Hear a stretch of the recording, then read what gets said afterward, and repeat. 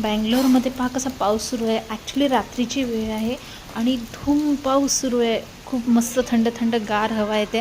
Actually व्हिडिओमध्ये जास्त clear दिसत नाही आहे, पण पाऊस इतका मस्त जबरदस्त येतो आहे.